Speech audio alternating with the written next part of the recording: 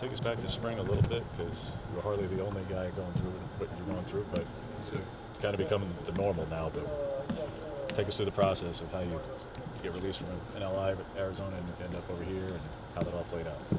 really, it was just a decision I thought was best for me and put myself in a position to be successful and be on a team that's going to be successful. And I feel like decommitting from Arizona and coming here to Oregon was just a real big, hard transition, but I feel like I made the right choice. I made the right choice to come to the right program with the right coaches and people around me to take care of me as well as me taking care of others. So I feel like it's a real good brotherhood and bond here. And so that's the reason why I decommitted and ready to play here. How much were they recruiting you before you? Oh, they were recruiting me heavy. I thought so. Yeah, real heavy. Just like Arizona, they were like my 1 and 2 pretty much, and ended up going with Arizona. But as soon as I released my NLI, I came back, and Altman was the first coach to reach out. So kind of just worked on it and ended up here. What's it like being the lone freshman of this group? It's pretty hard, just because it's shorter leash. Coaches really more on me. You don't get called by your first name as a freshman here, so you get called freshman. But just gotta work. But it's pretty good here. I love it. Do you have to do all the other freshman duties for everybody else? Oh, not necessarily. Just work 2 times harder on the court. That's about it. What's that looking like in terms of learning the system, particularly offensively?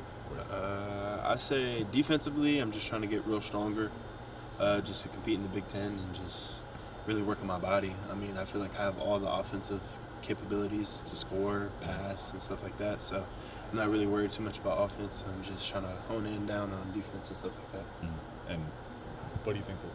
Tell us a little bit about what the learning curve looks like for you for learning this defense, because we understand we've seen it before. Yeah, there's moving parts to this zone in particular. So what is it like learning it? I want to say it's too bad, honestly. I feel like the system isn't too complicated. It just requires a lot of talking on the court. And I feel like as long as we talk, we're connected, and we're going to do really well and surprise people. What stands out to you about this team right now? What stands out to whether it be from the scrimmage against Nevada or just practices, what stands out to you about the group? I'd say our brotherhood. Everybody doesn't neglect over anybody else or look over their shoulder worrying about the next person. Everybody's supporting the people that are on the court, supporting the people that are off the court, and trying to just get that next man up. As long as we sub in and stuff like that, so just get that next man up, being ready to play. This is making historical references for your freshmen, but this is a deeper group than it has been.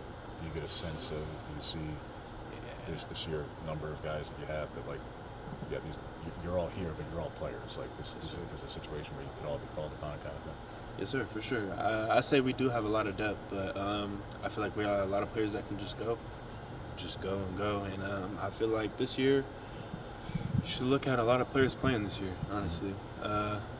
Even though you have a couple fifth years, some seniors, I'm the only freshman, a couple sophomores that are returning.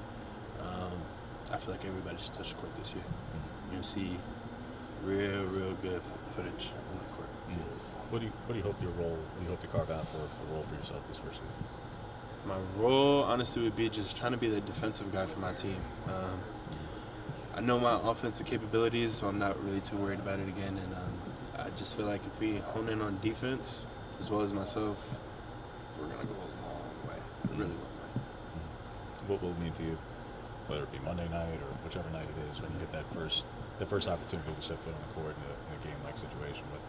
What will that mean to you? What will that feel like? It's going to mean a lot. I'm going to have a lot of family here at every game, actually. I got family from all up the coast. So everybody, every game is going to be coming out. And, I just feel like stepping on that court, getting my first collegiate minutes and buckets or defensive stops.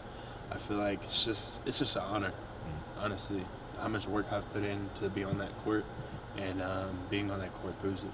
Having gone through what you went through this past year with recruiting and stuff, from a player's perspective, just is the November signing period necessary in college basketball anymore? And realignment won't be a thing every single year in the future, but coaches changing, coaches change and bring the entire roster with them. Yeah. Is it even necessary? If it was a signing period in April, would that give players just as much clarity as a guy who went through it in April or so? Yeah, I want to say it's too much based on the player or the I'd say it's more based on the coach and the recruiting styles. So like if they care to get someone that wants to sign late, or a transfer portal guy, or just another recruit, you know what I mean? So I'd say as a player, don't put too much stress on signing on at a certain time. Just wait your time, let it find you, and just keep working.